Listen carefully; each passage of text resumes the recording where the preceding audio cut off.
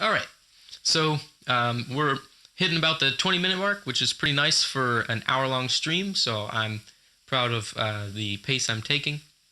So the next thing I'm going to move into is politics. So don't go running away immediately. I'm not going to argue for any particular side.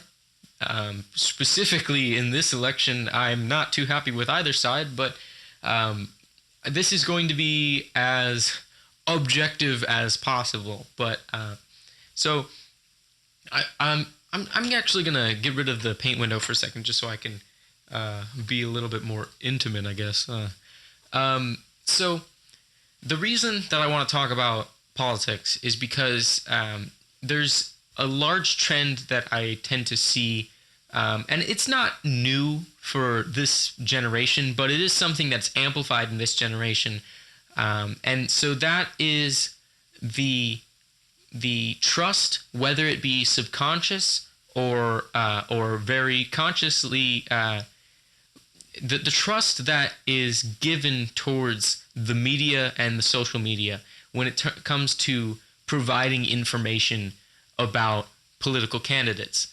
So I say this because there is always commercials, there is always campaigns going around where people will share the videos because they give off this shocking idea, and I wonder how many people actually go and research things for themselves. So on the topic of subjectivity, I just want to point out that it doesn't matter what side you're on, whether it be left, right, whether it be Democrat or Republican.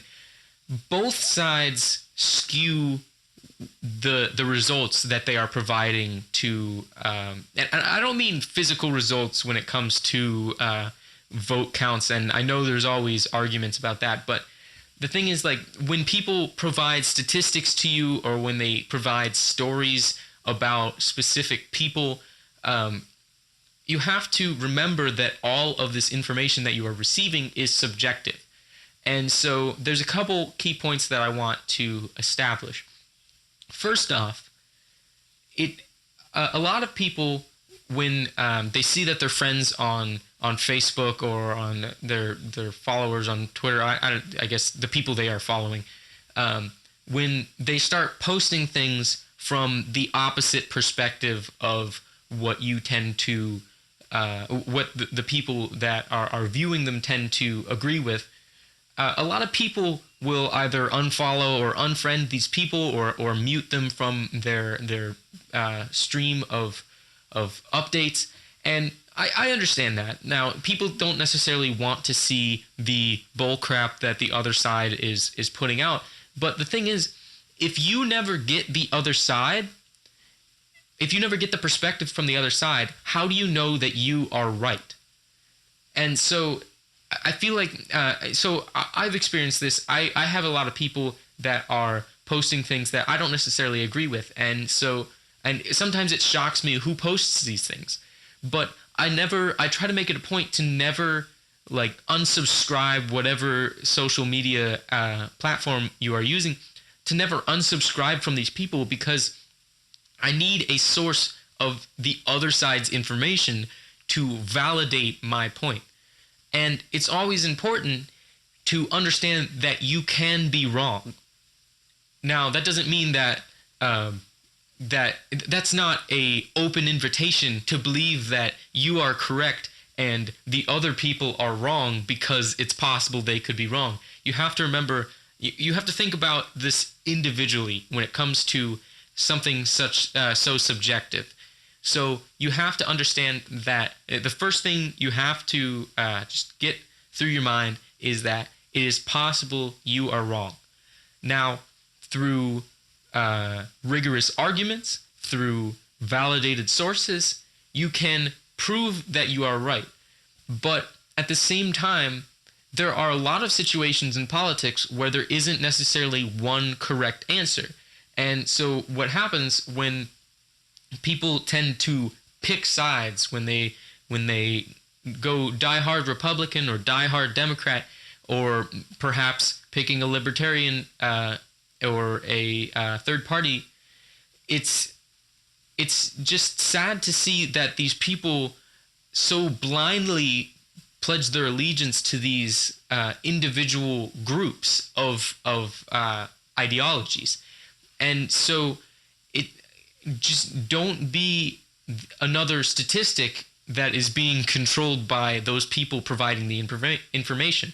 Because if there is a small group of people providing information out to the public, that means that the information being provided is very subjective. And so, my first point is that you should always keep in mind that you should always keep a source of the other side's information. It doesn't matter what kind of argument or what kind of ideology you're working. If you don't see what the other side is feeding their people, then you don't have validation that you are correct, nor do you have validation that the side you support is correct. And so my second point would be always do your own research. The main sources of information today are television and social media. And so people watch the news, which for one, I don't watch the news anymore. I find it very depressing. And I figure if it's something important to me, it will be shown to me on many sources other than just the news, which tends to be more about getting information out quick rather than getting information out correctly. But now there is some valid sources on television today. I haven't looked into too many to see which are more valid than than others, but that's for you to decide. But what I'm saying is that when you see something on Facebook about a particular candidate, whether it be one side or the other, don't take that as set in stone. Maybe before you hit share, go do a couple research. Just type it into Google and look what other people have to say about that. You can read blogs, you can read news articles, you could actually look at the statistics, although I doubt anybody would want to actually do that. But it's important that you at least do some quick fact checking of that information, because the problem is if that information is incorrect, you are propagating those false notions onto more subjective people. These people, now perhaps you find yourself to be somewhat resistant to these claims and to these jabs and political maneuvers, but maybe the next person isn't. Maybe you're sending this to someone who just recently gained the ability to vote, and these people may not understand the game that is being played. So that's just my second point in general, is that people need to understand that it can be harmful to simply share one thing onto another. If you ever if you ever are the manager of a website or even a Facebook page, you'll see that even if people don't like posts or share posts, they are still seeing them. And it's a very commonly understood idea that simply seeing things can implant ideas in your mind, whether it be subconscious or conscious, because when you see things more, you tend to think that it is the general public's agreed upon opinion. Now, and there's also the idea that if you continually say something that even you don't believe to be true, eventually part of you will believe it to be true. And so it's important. That applies to even things like racial slurs or suggestive jokes. You have to remember that sometimes you just need to not propagate that information along the chain. Now, obviously, in the world we live in today with everyone connected, someone will hit share. And especially if someone famous is posting this, or perhaps a usually credible news source is posting this. But you always have to remember that it is possible that the people providing the information could be wrong. So you have to remember that you can be wrong, you have to remember that they can be wrong, and you have to remember that perhaps everyone is wrong, and there's another side to the argument that needs to be seen, but won't be seen if people continue to argue between two wrong answers. So I know a lot of people tend to be scared of projecting controversial ideas, because then you will be pinned as someone who is not for either side, and then you're an outcast. But the thing is that the more factions that are formed, the closer we get to a real answer. Now, that isn't always true, because there's always a possibility that every single group that is arguing is incorrect. Just look at the history of psychology. When we had Freud was a very, very viewed and very prestigious name in psychology, but then nowadays we look at what he said and laugh. And medicine, people used to believe that bleeding was a very important process in order in getting rid of sicknesses. Now we look back at that and laugh.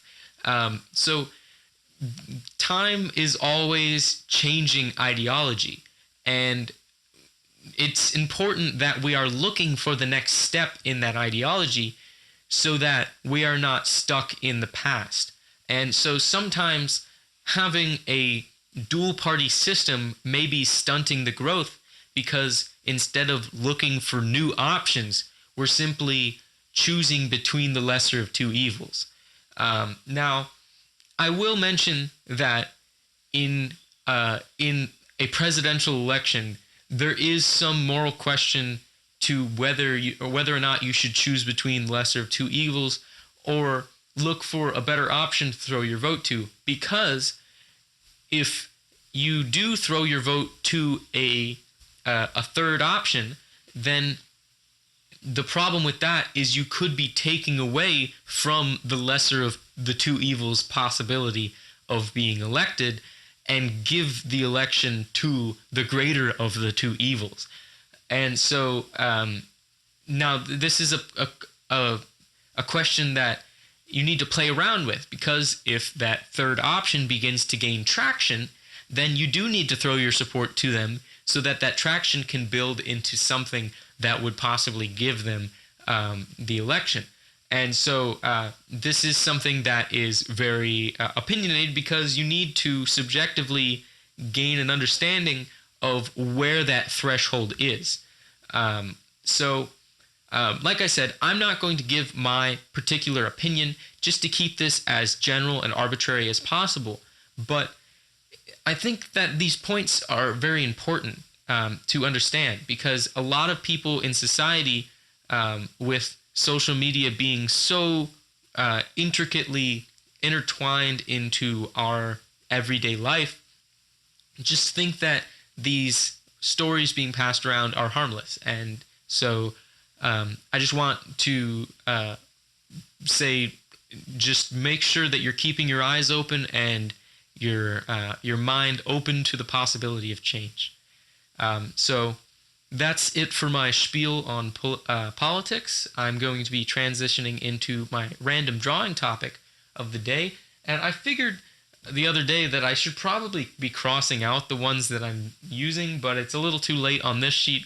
Maybe on the next sheet that I do, I'll cross them out to make sure that I'm not repeating words, unless the word that comes up really fits with what's going on. But then I guess it's not a completely random drawing, so I don't know.